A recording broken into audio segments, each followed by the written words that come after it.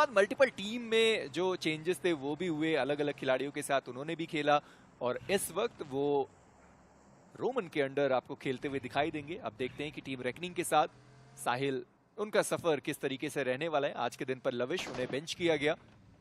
अगले सर्कल का शिफ्ट और ये शिफ्ट जाने वाला है बिल्कुल ईस्टर्न एजेस पर और ओरंगटान उन्हें अब ज्यादा रोटेट करने की जरूरत नहीं है। विक्टोरियस सोमस वो बहुत ज्यादा खुश हैं। टीम हारियन को आप देखें, रोजॉक और बोटयार्ड का पूरा एरिया लूट करने के बाद वो सीधा नीचे आ सकते हैं। चर्च का एरिया में भी पहले स्काउट किया जाए, उसके बाद वो सीधा चर्च की तरफ पहुंचे।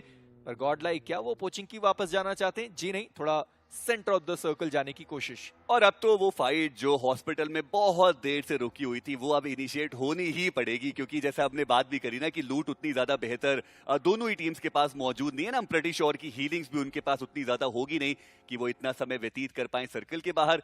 वहीं फाइनली प्रो को स्पॉट किया गया। आदि उनको वो नॉक निकालना चाहिए, डैमेज बहुत ज्यादा दे दिया प्रो ने। पर चलिए उसके बावजूद अच्छी खबर ये रही कि आदि वो अभी भी सर्वाइव कर रहे हैं। Catch someone off guard. My point is, Nebula Esports, they were the ones who were inside the hospital building. Meanwhile, Matt King's guarding the exit. How on earth did Adi come behind Matt King's and just catch their players off guard? Now, what were you watching? That is for sure going to be an absolute fumble, ladies and gentlemen, over there. But talking about fumble, will God's Reign fumble their positioning? Team Soul has been phenomenal so far. But, like I said, it is Neo who strikes first. One of their players has been brought down. Team Soul, they certainly are on their knees. It's Knuckle. He gets taken down. Joker, legit. Goblin. Job on their shoulders for sure.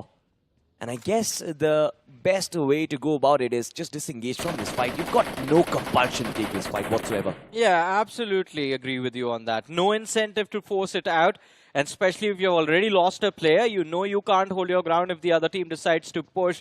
And of course, with utility, if they find a second knock, then the situation is a whole lot worse for you. But yeah, Mad Kings don't want to leave hospital. Nebula Esports don't want to leave hospital. And Blitz Esports, well, they were the first ones to lose their players, so they can't really move out anymore. But Nebula Esports, it seems like, are done waiting. They finally want to make that bounce. They are getting quite eager, but no utility, it seems like, on either of these sides to try and... Alright, as soon as I say that, Adi finds two nades, lobs one towards Soham, but successfully is able to walk away from the damage radius of the util. Blitz, by the way, Johnny, have had tremendous magazine size. We saw that M249 with the extended mag has about 150 bullets in the chamber. Sarwar up top with the Thompson has an extended mag as well, 50 bullets in the chamber. So I'm pretty sure when they start firing, they are not going to put their finger away from the trigger. But the question is, will Nebula be able to find the opening? Is the question as Phoenix does strike. One of their players is knocked down, has been finished off as well. That is Kratos, one of the hardest hitters this time. Nomi as well, looking to show him in. Blitz Esports have been shut down. This is quick elimination coming in from Nebula Esports. But rotates need to come through. Even Mad Kings, they are still holding this location, Johnny. And as soon as the fight ends, they move out. Yeah, what is going on with Mad Kings is going to be the question for me. But Soul are running against the players of Autobots and Joker. Oh no! Just lets go of the trigger a little too soon. And Autobots, they end up surviving. Team Soul found the trades. They found those two knocks, and Lobster was at least a few meters away before he could have showed up. Joker could have found the trade and gone or tried for the reset. But Autobots, now they get an opportunity to reset, although they are going to take some damage from the blue zone. And AX as well show up knocking on their door. Henry with the explosive bows. Maybe a trick he picked up while he was away on international duty. But yeah, no connections found, and Autobots, they get a reset. They certainly get a reset as Team Aryan. They're the ones moving in toward the circle. They've got open terrain, by the way. Look at the minimap, the circle, and the clusters. K9, they went towards Siverny, but still find central spots. How does Omega make these happen? I mean, I have no idea, man. Somehow K9 know exactly how to find that breathing room inside of the play zone, even if it's the mid-game stage. But the thing is that this is a very open end game. And if K9 Esports aren't able to regroup, if they aren't able to find concrete cover for themselves, the split they have going between themselves might end up taking, well, at least a few players are going to be lost. There's going to be another team just following closely. It is going to be the lads from Mad Kings Esports. No real shots being taken so far. It is Team Aryan. They are in the central spots. Autobots have been caught in a very weird engagement. Oh, wow, players. lovely. They throw in lovely utils inside of the shack, but the nade coming in from the other side. Team Aryan. In fact, Aryan from Team Aryan does find the connection. Autobots Esports, 50% of their firepower has just been wiped off. Brilliant cover, brilliant trade from Team AX. And Autobots, I want to see if they can recover. Oh no, Lobster tried his level best, but still couldn't do anything about it. Now Arib is going to be the last man left in the back lines. Both the teams left leading. Arib, he needs to get out of here. He needs to save himself. Team AX still there. Nebula Esports, we saw them in the back lines as well. Can, of course, cause troubles for both AX and Autobots. And Aimbot from the side of AX is still there. Lobster is going to try and see if he can mark Aimbot for Arib to finish him off. Arib shows up. Does he have any util, or is he just going to charge forward with as it's 12k? The revive comes through. Henry and Aimbot both charge in tandem. The distraction from Aimbot and Henry. I love the confidence. He did not have HP. Chose to sacrifice his own life to find that extra point for his team. It's a 2-for-4 trade for the side of AX, but that damage from the blue, it's going to be brutal. Henry's going to get knocked out again. There he goes. There's no point in going for a revive. Just save your life and run away, man. But again, for Autobots, I think this has been a very funny elimination with the way they were just completely caught off guard. Two players in the dip, in the gutters. Meanwhile, Arib, I'm not really sure if there were tremendous miscomps over there, but for sure, Team Autobots were not prepared for this fight.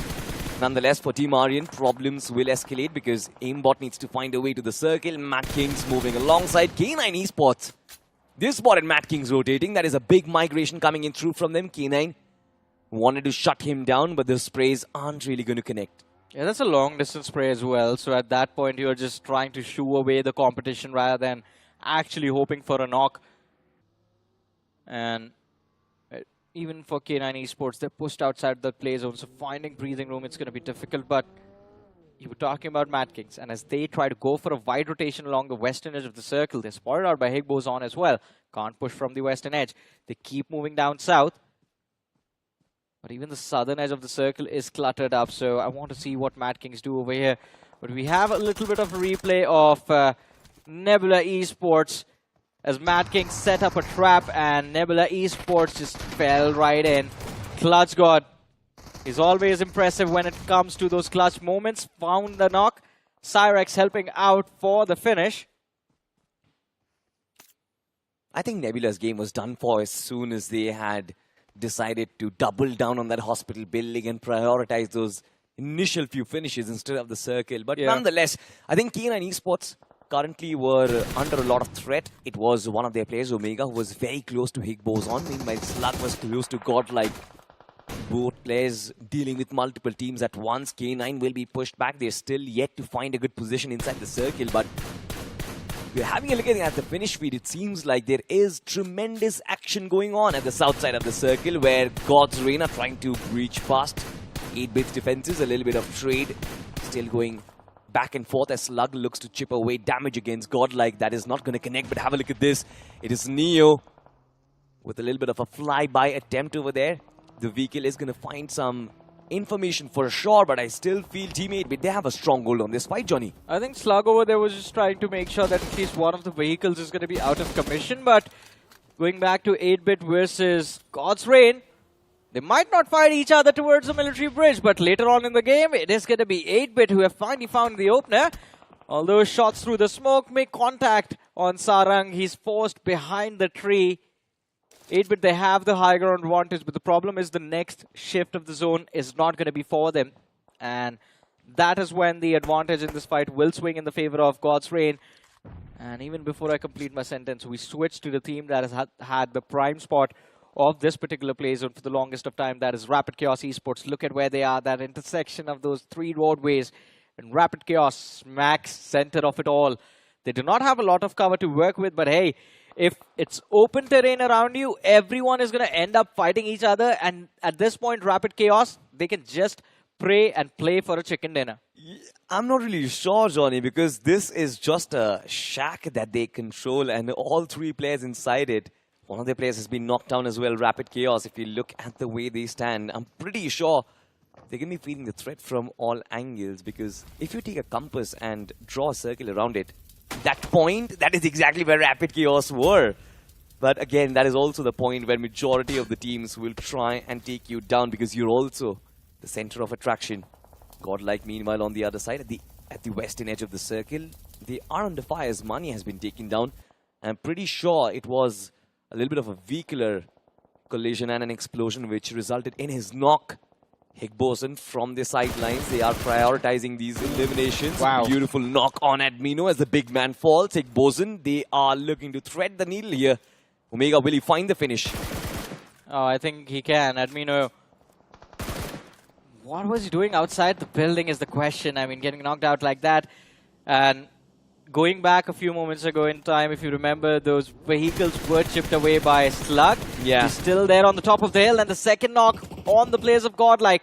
Mane hits the floor. Admino has gotten revived, but now it's a scramble for finish points between Higboson and K9 Esports. The knock was secured by Slug, but the finish goes to Higboson.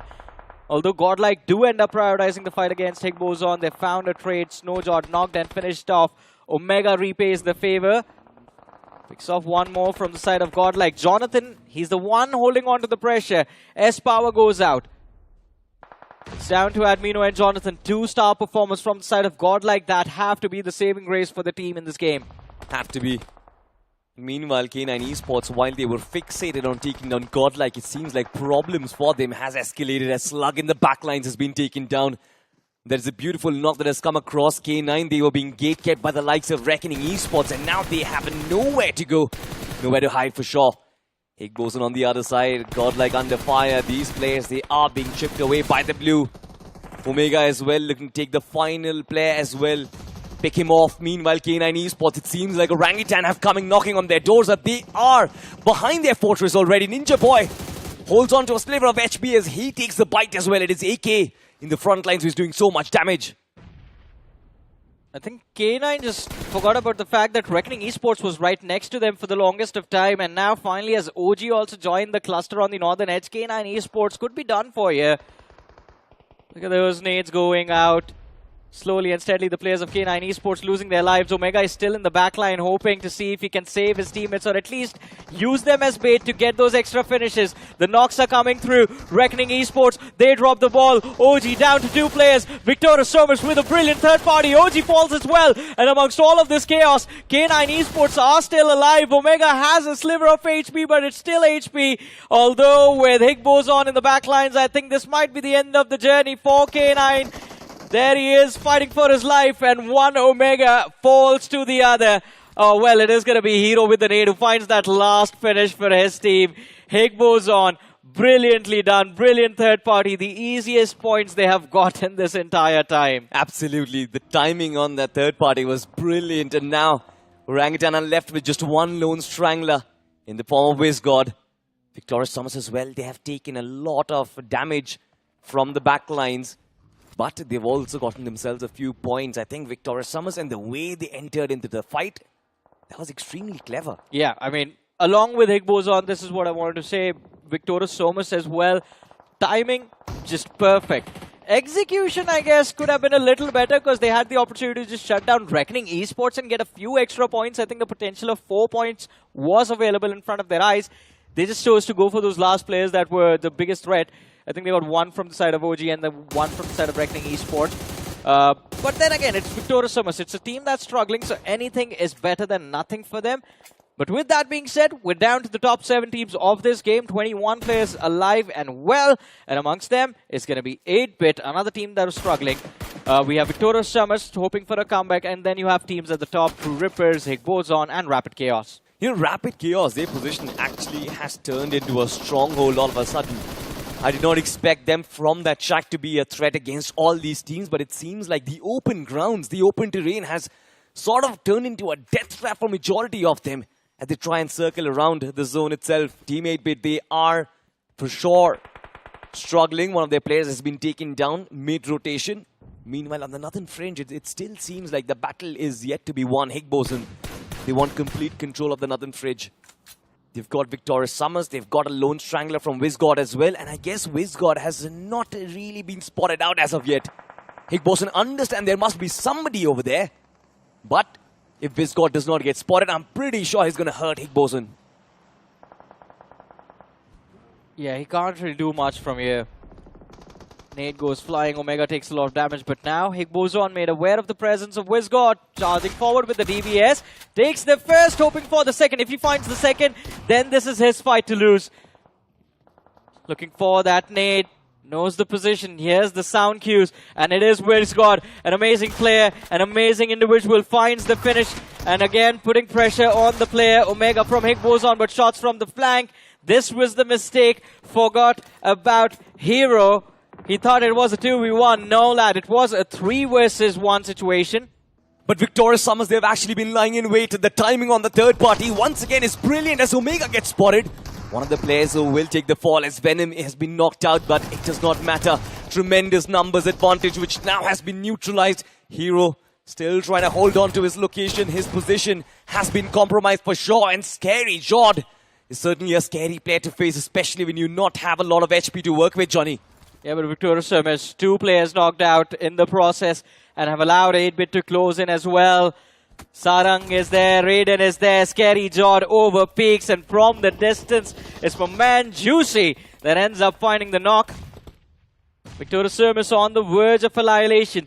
This was happening a while ago as well, by the way. True Rippers rotating along the northern edges. They've lost Tronny, but it's going to be an easy recovery for True Rippers. They have the terrain in their favor to just fall back, go for those revives, and bring their numbers back. Victorious Summers, they're trying to bring their numbers back. Oasis is back in a fighting position, but they are pinned in those, well, that is just a hut, so they can't really do anything from there. Sarang falling in an unfortunate situation. Team 8-bit trying their best to get control of this entire fight. Meanwhile, if we actually pull up the map, you'd find that Juicy has completely abandoned this fight and has prioritized the zone, which is brilliant. Sarang needs to be gotten back up. Raiden trying his best to keep his opposition at bay with the nade and has been pushed back. So Juicy hasn't abandoned the fight. He's the reason that 8-bit don't push all the way to the summit. Because as long as the players of 8-bit are on the slope, anytime someone on the ridge overextends, they're going to get shot at by Juicy. He has a direct line of fire to support his teammates. Have a look at this Hydro. The man with the golden arm, this time with the shotgun, just does the trick. True Rippers, they're once again ripping everyone apart. But can Ronnie and Hydro take this partnership to exactly where it deserves? This team 8-bit, they overcommit. Sarang falls once again, and it's all down to that last player. And he falls. It is all down to Juicy for team 8-bit as they sacrifice their men for position inside the circle. And Team Rapid Chaos, they were in the center, but now they come here for finishes. And well, Rapid Chaos called this a long time back as soon as the circle was on top of that intersection. That Rapid Chaos, if they manage to hold on to that shack, they should be able to walk away with the chicken dinner. Well, it is going to be a decent one as well. They have 5 eliminations to their name, and now all they have to do is just hunt out Juicy, who is hiding behind that haystack for his life. Lad realizes he can't do anything. All he's going to do is just waste time. It is stage 7. Oh, that's just extra point given to Rapid Chaos. Now it's like 6 eliminations. Well, he spots out 1. There's no way to isolate these fights. It's an open position with just a haystack for cover. So either Juicy does this and gets all of these points, or, well, he gets taken out super early, which is what ends up happening. Rapid Chaos, they secure what was rightfully theirs from the start of the game. From the point they got that shack to themselves, the chicken dinner with 17 points. Well, 17 points in total, 7 finishes. Yeah.